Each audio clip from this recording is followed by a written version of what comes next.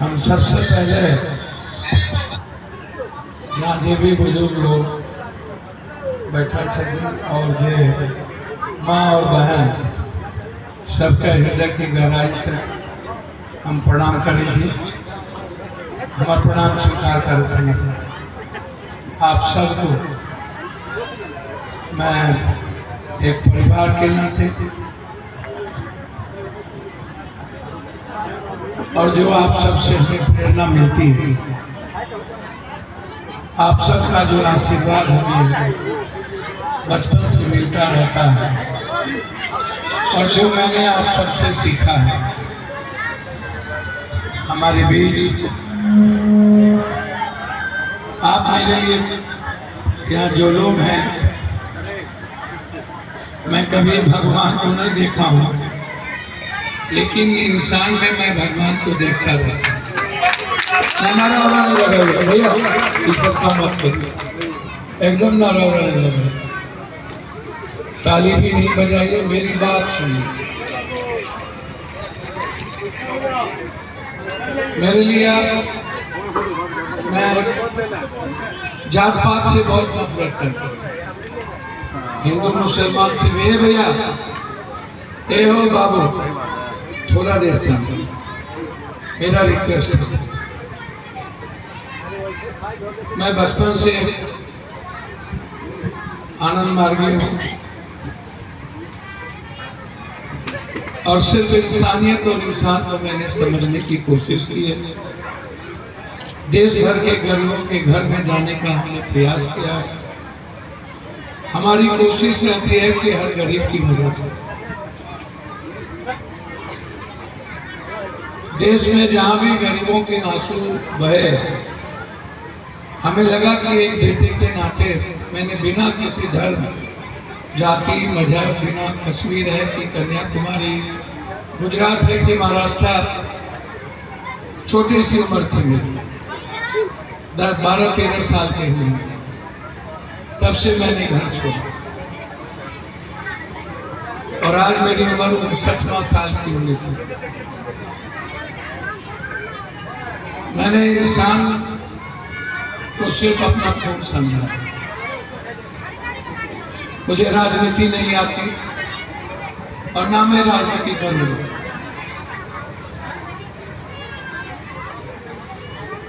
बस मुझे एक ही चीज आता है कि जिंदगी में आप लोग मुस्कुराएं, खुश रहें, आप लोग संकट में ना रहें, दुख में ना रहें, किसी भी तरह की परेशानी आपको परेशान न करे। इसीलिए हम सब लोग एक परिवार की तरह यहाँ इस गांव में, जब रवि रंजन जी मुखिया जी जिस तरीके से इनका मेरे प्रति जो मैंने स्नेह देखा, जिस तरीके से इनका लगाव था कि मैं ही आऊं, ये मेरा लिए मेरा सौभाग्य है। एक ऐसे व्यक्तित्व, महापुरुष, महामानव, एक ऐसे संत, एक ऐसा ऋषि जिनका पूरा जीवन सच्चाई के रास्ते थे, जिनका पूरा जीवन मानवीय मूल्यों के लिए, जिनका पूरा जीवन गरीबों की जिंदगी की आवाज बनी, जिन्होंने जाति नहीं देखी, विचार को देखा। उन्होंने जाति के आधार पर कोई लड़ाई नहीं लड़ी, सामाजिक, आर्थिक, सांस्कृतिक आधार पर रचनात्मक लड़ाई नहीं लड़ी।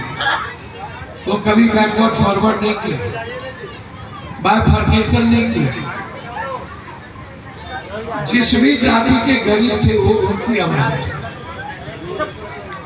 ऐसे बिरले इंसान को हम जाति में नहीं बांध सकते। मैं मानता हूं कि जाति एक सच बन गई है, जाति तो थी नहीं। हम दुनिया में जब आए तब कौन सी जाति थी? शिव कौन से जाति था? कृष्ण कौन से जाति? राम कौन से जाति? हनुमान कौन से जाति? जाति बना दी गई। बौद्ध कौन से जाति? हम बुद्ध के धरती पर, हमको कोई बोले कि बुद्ध कौन से जाति? किसी ने बुद्ध को चंद्रवंशी बना दिया। बुद्ध ने तो सबकी बात की। बुद्ध ने तो बुद्धम शरणम गच्छामि संगम शरणम गच्छामि, उन्होंने तो अपो दीपो भव की बात की थी। उन्होंने तो एक दर्शन दिया था न्याय की व्यवस्था का, आर्थिक आजादी का। उन्होंने कहा कि कोई भेदभाव नहीं होगा, कोई अमीर और गरीब में फर्क नहीं होगा, सब एक है, सबका मालिक एक है। तो बुद्ध तो कोई जाति थी नहीं, हम बुद्ध के धरती पर हैं। वैसे ही जगदेव बाबू कोई जाति व्यवस्था नहीं थी। हमारे इस इलाके में जगदेव बाबू जैसे ऐसे रचनात्मक लोग जो हम सब के लिए जीवन दर्शन बना हुआ। जब तक ये दुनिया रहेगी तब तक जगदेव बाबू और जननायक कर्पूरी ठाकुर जी हमारी राजनीतिक सामाजिक विरासत है। जुगे जुगे अंतर तक हम इतिहास में इन्हें याद करेंगे। जब हम इस इलाके में आते हैं तो हम पंडित जगुरंदन शर्मा की भी बात करते हैं। जब भी जगदेव बाबू की बात होती है तो हमें बुद्ध की उस परिकल्पना को सोचना पड़ता है कि बुद्ध ने पूरी दुनिया को एक सूत्र में बांधने की कोशिश की। ये जिनकी भी सोच हो इतनी विराट मूर्ति लगाने की, यहाँ सभी हमारे अति विशिष्ट मुखियाजी लोग जो आपका जनप्रतिनिधित्व के कर्तव्यों और दायित्वों का निर्माण करते हैं। मैं हृदय की गहराइयों से उन्हें आभार प्रकट करता हूँ, मैं उनका अभिवादन करता हूँ, मैं उनका अभिनंदन करता हूँ। अपने इस घर गांव में हमारे अजीज भाई जिन्होंने एक नई बात कही है, अभी पूरी दुनिया देख रही है हमको। मैं जिस गांव में हूँ सब लोग सुन रहे हैं। यह गांव हमें उस विराट व्यक्तित्व का, विराट ऋषि का, एक ऐसा ऋषि जो मूल्यों और आदर्श के पथ पर चलते थे, जो नैतिक मूल्यों के साथ चलते थे, जो बाबा साहब अम्बेडकर और गांधी की परिकल्पना को लेकर चलते थे, जो बुद्ध के संस्कृति की का आचरण था, जिनका जीवन पल पल इस इलाके के गरीबी की दास्तान के लिए लड़ने की जज्बा पैदा किया था। आज उनके ससुराल में हम सब लोग, उनके परिजन के लोग यहाँ आए। ये मेरे लिए गर्व का विषय है कि मैं ऐसे विराट व्यक्तित्व की मूर्ति का अनावरण करने का मौका और अपने परिवार के बीच, अपने माँ बहनों के बीच, जो मेरे लिए मेरी नैसर्गिक ताकत है।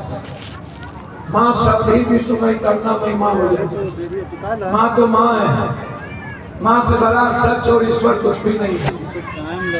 आज सबकी उपस्थिति यहाँ अलग अलग पंचायतों से बहुत सारे बौद्धिक, कर्मवीर, कर्मशील, चेतना और बौद्धिक लोग यहाँ उपस्थित हैं।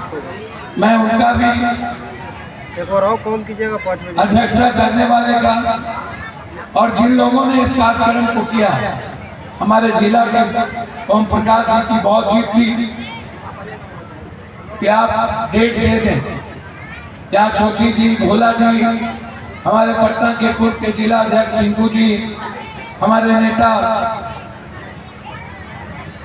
जो वजीरगंज से चुनाव लड़े, कन्हैया बाबू, सभी लोग यहाँ पर छात्र नेता राहुल जी से लेकर टिकारी के हमारे नेता अजय बाबू, सुधीर जी, रजन भाई, सभी लोग, मैं सबका, जो लोग गया से आए, मगदमपुर से आए, बेलागंज से आए, सबका मैं स्वागत करता हूँ। मैं सिर्फ हृदय की गहराइयों से कहना चाहूँगा, सिर्फ इनकी मूर्ति का अनावरण न करें, इनके चरित्र को अपने जीवन में लाएं। इनके विचारों को अपने जीवन में, इनके चिंतन को अपने बीच में। आप सबका जीवन कंप्लीट प्रेरणादायक होनी चाहिए, मूल्यवान होनी चाहिए। आप जाति व्यवस्था से उठें, आपके मन में गरीबों के प्रति दया हो, करुणा हो, गरीबों का प्रति आपके मन में समर्पण हो। गरीब से बड़ा भगवान दुनिया में कोई नहीं है, फिर आप गरीब की बात क्यों नहीं करते? जो लोग मंच पे हैं, मैं उनसे कहना चाहूंगा, राजनीति कम करिए और इंसानियत की बात ज्यादा करिए, न्याय की बात ज्यादा करिए। आज हर लोग न्याय चाहता है, आज हर लोग मुस्कुराना चाहता है, और हर लोग आजादी के साथ जीना चाहता है, आज हर लोग खुश रहना चाहता है। क्या हमारे देश के 90% लोग खुश हैं? कभी आपने सोचा है कि जगदेव बाबू का सपना क्या था? जगदेव बाबू शहीद क्यों हुए? क्या जगदेव बाबू अपने परिवार के लिए शहीद हुए? क्या जगदेव बाबू राजनीतिक सत्ता के लिए शहीद हुए? जगदेव बाबू को लेकर बहुत सारे लोगों ने सत्ता पा लिया, उनके परिवार के लोगों ने भी सत्ता हासिल की। जगदेव बाबू कर्पूरी जी का नाम लेकर आज भी मुख्यमंत्री जी जो हैं, ये लोग जगदेव बाबू और कर्पूरी जी के नामों पर मुख्यमंत्री हैं। लेकिन बिहार की स्थिति क्या है? 33,000 रुपया सालाना, 6 से 8,000 रुपया एक व्यक्ति का इनकम, मात्र एक व्यक्ति का 92%, मात्र मिनिमम 6,000, मैक्सिमम 8,000। यदि मैं चंडीगढ़ जाता हूँ तो 2,10,000 रुपया इनकम, मैं गोवा जाता हूँ 2,63,000 रुपया सालाना इनकम है। हम बम्बई जाते हैं 2,32,000 इनकम है। हम झारखंड जाते हैं 63,000 रुपया इनकम है। हम यूपी जाते हैं 54 से 56,000 रुपया इनकम है। लेकिन जब हम बिहार आते हैं तो 33,000 से 34,000 रुपया इनकम है। 83% लोगों के पास 1 बीघा जमीन नहीं है, 1 बीघा से नीचे में जमीन, कट्ठे में, धूर में, या तो बटेदार मजदूर है, या तो दरियारी है, या तो बंधुआ मजदूर है। 3 करोड़ 65 लाख लोग बिहार से बाहर में जाकर के पढ़ते और कमाते हैं।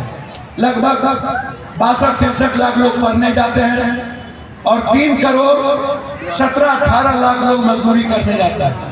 आप कभी इसके बारे में सोचे हैं कि हमारे बिहार में क्या है? हमारे बिहार के बारे में कभी कोई सोचता क्यों नहीं है? हमारे बिहार के परिवार के पैर में चप्पल है कि नहीं? यहाँ जितनी महिलाएं बैठी हैं, आप जाइए, जाके पूछिए कितने की साड़ी पहनी। ताली मत बना, 300 से 400 रुपये। आप इस बच्चों से पूछिए क्या वो 2,000 का कपड़ा पहन सकते हैं? क्या अपनी बहन के लिए 2,000 का फ्रॉक ला सकता है? क्या उसे रोजगार करने का कोई रास्ता है? या तो सब्जी का दुकान, या तो परचून का दुकान। आप क्यों राजनीति की करते रहते हैं? आप हम हर सुख में हैं और नेता लोग हमेशा जब आते हैं तो भाषण देंगे जात पात। भैया, आपने पप्पू यादव से उम्मीद की है, एक बार नहीं, और मैं जो सोचता हूं वो होता है, और मैं जो चाहता हूं वो मैं करता हूं। भगवान भी पप्पू यादव को चैलेंज नहीं कर सकता, मेरे जीते। आपने ताली मत बजाई। आपने जगदेव बाबू के बारे में कहा भारत रत्न। विश्वास रखिए, सदन जिस दिन खुलेगा पहला शब्द पप्पू यादव का जगदेव बाबू के लिए भारत रत्न का होगा। आप ताली नहीं बजाइए, यह एक आपका सेंटीमेंट है, आपके मिलना चाहिए उन्हें। कर्पूरी जी के नाम पर आप राजनीति कर लिए। ये कर्पूरी कहां से आई? ये आरक्षण कहां से आई? कर्पूरी की मार भी आई। अब की बारी भागों में, गोली कलाई कागों में। जगदेव बाबू का ये वैचारिक नारा जगदेव बाबू को शहीद कर। जगदेव बाबू ने किसी जाति को गाली नहीं दिया था। गोली कलाई का मतलब हम भी थे, हमारी भी मां थी। उनका कहना यह था, काली हाथी क्यों कागो? पप्पू यादव की मां का हाथ कागो। वो जाति से नहीं थी, लेकिन वो शिकार हो गए। वो एक विचार था, वह एक संघर्ष का पथिक थे। वैसे विरले पथिक होते हैं दुनिया में। मैं मानता हूं, मैंने बहुत नारे देखे उस वक्त कर्पूरी जी के। कौन कौन गालियां कर्पूरी जी को नहीं सहनी पड़ती। जिन लोगों ने कर्पूरी जी की सरकार को गिराया, जिन लोगों ने आरक्षण का विरोध किया, आज वही लोग जगदेव बाबू का नाम लेके सत्ता में आए।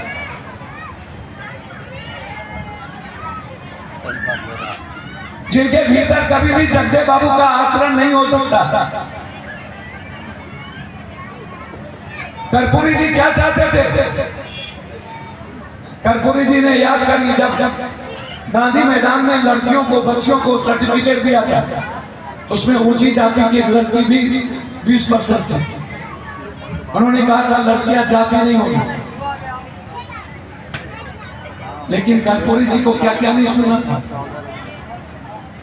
जो बात आप आज गरीबों का कर रहे हैं, आजाद हिंदुस्तान के बाद कोई नेता गरीबों की क्यों नहीं करता? आजाद हिंदुस्तान के बाद कोई नेता भ्रष्टाचार मिटाने की बात क्यों नहीं करता?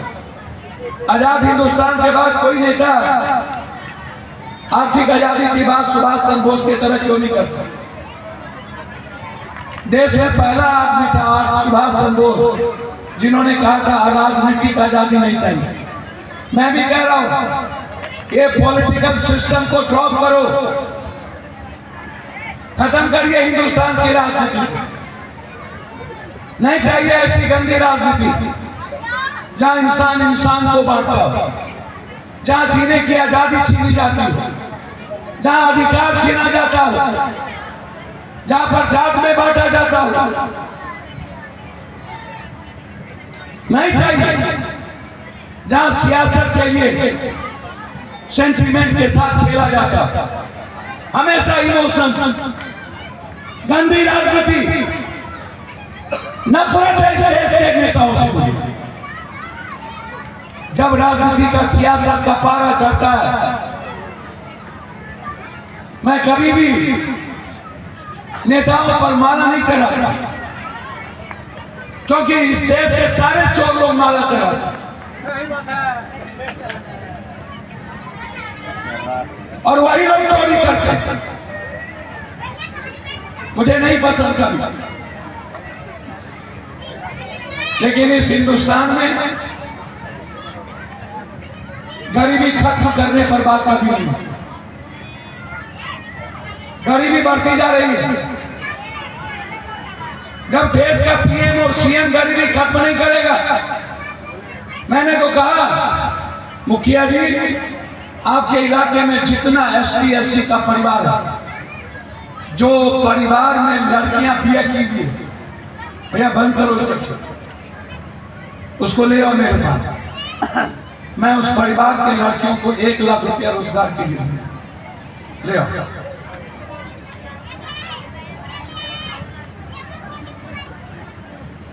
याद रखना, मुखिया को मैं कह के जा रहा हूं, मेरे जिंदगी पर सिर्फ गरीबों का अधिकार है। ये नेता क्यों नहीं बात करता? नीतीश कुमार जी को 20 साल मिला, लालू यादव जी को 15 साल मिला। क्या हुआ डिस्ट्रिक्ट जमीन का? क्या हुआ घर का? 78% लोगों के पास फूस का घर है। पक्के के मकान कितने लोगों के पास है? 11 करोड़ 65 लाख आदिवासी है इस देश में। मैंने कभी दाल नहीं देखे उसके थाली में। 1.2% भी एजुकेशन नहीं है उसके परिवार में। 0.2% मुसर इंटर नहीं कर पाया अभी तक। 100 लड़कियां भी मुसर जाति की बीए नहीं कर पाए आज तक। इसको आरक्षण दे दीजिएगा, हम पढ़ेंगे नहीं, हमें पढ़ाने का रास्ता मिलेगा नहीं। ये सरकार की जिम्मेदारी है, ये हमारी जिम्मेदारी नहीं है। सरकार को कानून बनाना चाहिए कि जो परिवार की बच्चियां नहीं पढ़ेगी हम उसको कोई सुविधा नहीं देंगे, हम उसको बिजली नहीं देंगे, हम उसको पानी की सुविधा नहीं देंगे, हम उसे पेंशन नहीं देंगे। सरकार कहती है मैं क्या करूं? क्यों? जब आप पूरे देश का पैसा लूट सकते हैं तब आपके पास लूटने का रास्ता है, लोगों के देने का रास्ता आपके पास नहीं।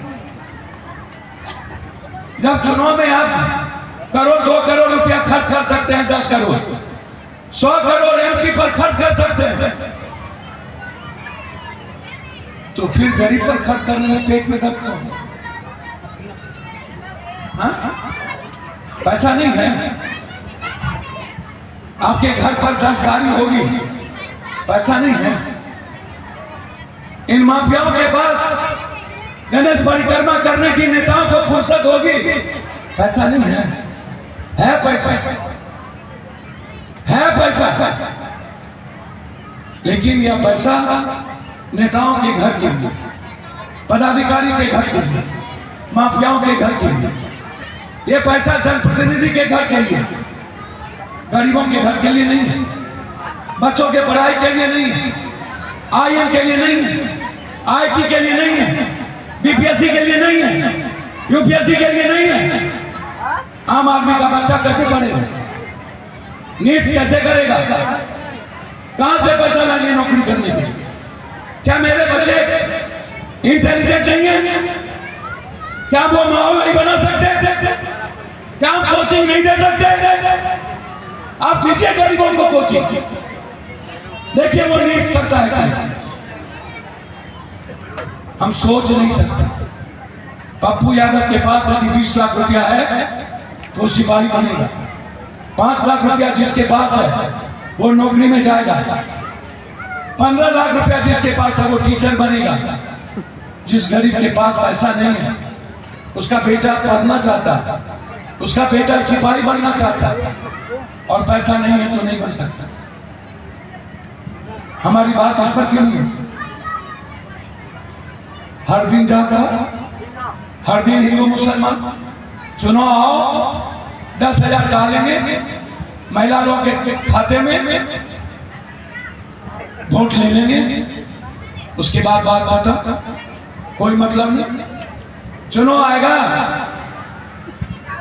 300 रुपया बढ़ा देंगे, जुमलेबाजी हो जाएगी। हम कह रहे हैं हमें जीने दो, पप्पू यादव कह रहा है 300 रुपया दिए ना हमको। हम कह रहे हैं हमको मेरी बेटी को 2000 का चप्पल पहनने दो, हमें मुस्कुराने दो, हमें 40,000 का महीना जीने दो। कहता नहीं, आपको नहीं जीना, 6,000 में आप ठीक है। आप 5 किलो अनाज लीजिए और हरि भजन करिए। भगवान आपको गरीब बना दिया है, रहिए चुपचाप। आपके किस्मत में यही लिखा है, आपका भाग साथ नहीं दे रहा है। ये नेता लोग कहते हैं। गांव से निकलिए आगे, कहिएगा गोर लागे थे काकी, ठीक है बेटा की गोर लागो, किस्मत साथ नहीं दे रहा। फिर आगे निकलिए, गोर लगे चाचा, अरे पप्पू बेटा की गोर लग, भाग में कुछ लिख ले नहीं। फिर आगे बढ़िए, क्या बाबू ठीक है ना, प्रणाम। अरे क्या चाचा जी प्रणाम, भगवान साथी नहीं दिया, नौकरी मिलवे नहीं दिया, पैसा है नहीं। आपको पता है मैं डेली कितने लोगों से मिलता हूँ? 1 लाख लोगों से। आपको मेरे बारे में पता है, मैं अभी भी 10 मर्डर से आया। रास्ते में जहानाबाद में 3 मर्डर, 9 दिनों से एक बच्चा गायब है, उसकी मां सड़कों पर सोई हुई थी, रो रही थी, कोई बेटा नहीं बचा। 3 महीना पहले एक मासूम पासवान के बच्चे का किडनैप हुआ, आज तक नहीं मिला जहानाबाद में। आपको पता है कि सुबह से लेकर शाम तक कितने लोग मेरे यहाँ आते और हर लोग एक ही बात करते हैं, मेरे घर में खाने के लिए कुछ नहीं, कभी जाया कीजिए, चलिए मेरे साथ, आपके गांव में चलता हुआ सर 200 रुपये का दाल कौन खा लेगा? 80 रुपये की सब्जी कितने लोग खरीदेंगे? कभी आपने देखा है? जो लोग दाल और सब्जी खा रहा है ना, समझ लीजिएगा वो दलाली का है।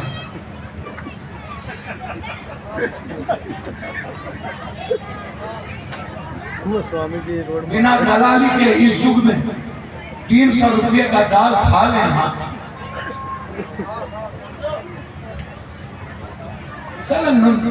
हम लोग के पास इतना जमीन था, सलाम लोग भीख मांगने पर पागल हो गया हम लोग। इसीलिए आप लोग अपने बच्चों के बारे में सोचिए, जात के बारे में मत सोचिए, कौन मुख्यमंत्री बनेगा इसके बारे में मत सोचिए, कोई चोरे ना बनेगा कि महात्मा गांधी बनेगा, माफिया के बदौलत ही ना मुख्यमंत्री बनेगा, पैसा देकर ही ना बनेगा। जो बने कोई दलाल ही ना बनेगा, भला आदमी है जैसे है कोई तो भला आदमी। कौन बनेगा मुख्यमंत्री? सबसे बाद हमको बनने दीजिएगा, हमको तो मार दीजिएगा, पागल है हम। सुकरात सच बोला, मार दिए। बुद्ध सच बोला, आप लोग मारते मारते भगा दिए। कबीर सच बोला, मार दिए। हम भगवान हो जाएंगे। जगदेव बाबू सच बोला, बचने दिए, बचने दिए। हम पागल हैं, मेरा कोई चाहते नहीं, हम क्या करें? बिना जात वाले को आप लोग कुछ बनने दीजिएगा? हाँ, हमको मार आप लोग नहीं सकते हैं, क्योंकि हम आप लोग से कमजोर नहीं हैं। हम तनख्वाह नहीं उठाते, हम पैसा नहीं लेते, हम 1 रुपया 7 बार MP MLA बन के नहीं दिए आपका, ना लेंगे, नहीं लेंगे। जिस दिन लौटेंगे उस दिन दोगला का पैदाइश हो। हमें नहीं चाहिए आपका पैसा, हमको नहीं खत्म कर सकता ये, क्योंकि मैं इस दुनिया से लड़ा हूं, मुझे पता है।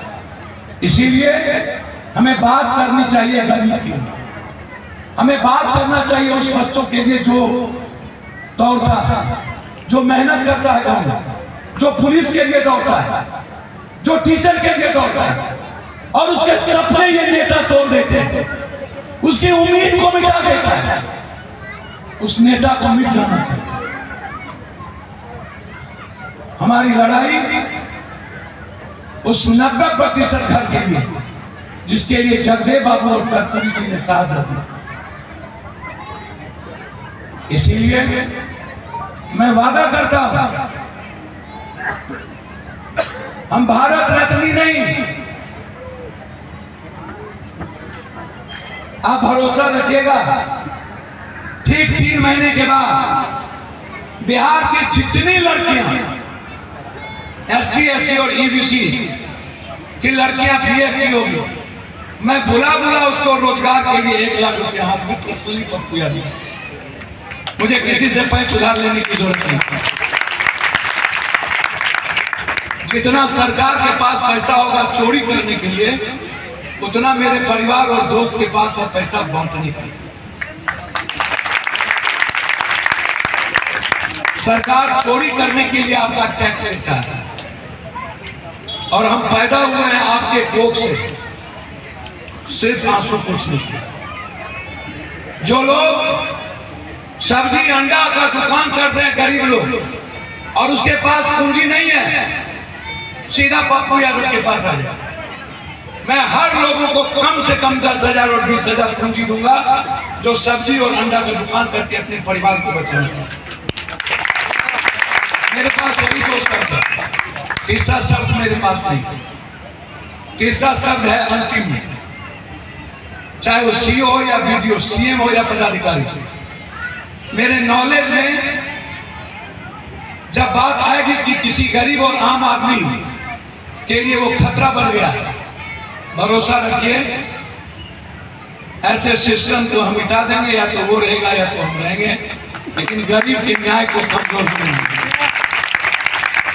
और ये लड़ाई मेरी बचपन से है, इसीलिए मुझे कोई पसंद नहीं करता और न ही कोई दल रखना चाहता है। उसको लगता है कि हम बैक फायर मांगना या सच बोल देंगे तो पगड़ा नहीं। तो इसीलिए मैं आप ही में संतुष्ट हूं। आपको जितना जात पात करना हो करिए, मैं आपका हूं और आपके बेटे की तरह। मेरे पास 3 ही मुद्दे हैं। एक मुद्दे हैं गरीब का आंसू, दूसरा मुद्दा है हर आदमी के घर में खुशियां, उसकी रोजगार, और तीसरा मुद्दा है जब सारा रास्ता बंद हो जाए तो वहीं से पप्पू यादव का रास्ता शुरू हो। और सब लिए बस मैं इसी 3 संकल्प के साथ जगदेव बाबू को भारत रत्न मिले, जगदेव बाबू का आचरण और उसकी विचार घर घर तक पहुंचे, जगदेव बाबू का सपना मैं पूरा कर पाऊं। मैं वचन देता हूं, लोगों ने 2 महापुरुष के नाम पर सत्ता बनाई है। पप्पू यादव उस 2 महापुरुष के सपना को जब तक पूरा नहीं करेगा तब तक हम चैन से नहीं बैठेंगे। इस वादा के साथ मेरी हृदय की गहराइयों से समर्पण, श्रद्धांजलि उस परिवार को जो जगदेव बाबू के आचरण से चिन्ह है, उन्हें नमन। और फिर मैं कहूँगा नेताओं को, नाम इस्तेमाल करना बंद करिए, इनके नाम पर मुख्यमंत्री और सियासत बंद करिए, इनके आचरण और चरित्र और विचारों पर चलिए। जो सपना गरीबों का था उसको पूरा करिए, खैरात मत बांटिए, गरीबों की जिंदगी बदलिए। चुनाव के लिए सिर्फ लॉलीपॉप मत दिखाइए, वोट की सियासत मत करिए, वोट के बाद सब कुछ भूल जाते हैं, जुमलेबाजी हो जाती है, वो मत करिए। इन्हीं शब्दों के साथ पुनः एक बार मैं इस पूरे गांव के लोगों का आशीर्वाद सुनना चाहता हूं कि आप इतना आशीर्वाद दीजिएगा कि मैं इस बुद्ध के धरती पर उनके पूरे जीवन को एक अच्छा इंसान रह पाऊं और हर परिवार के लिए मैं काम आ सकूं। बेटे की तरह यही आशीर्वाद और सहयोग की करता हूं।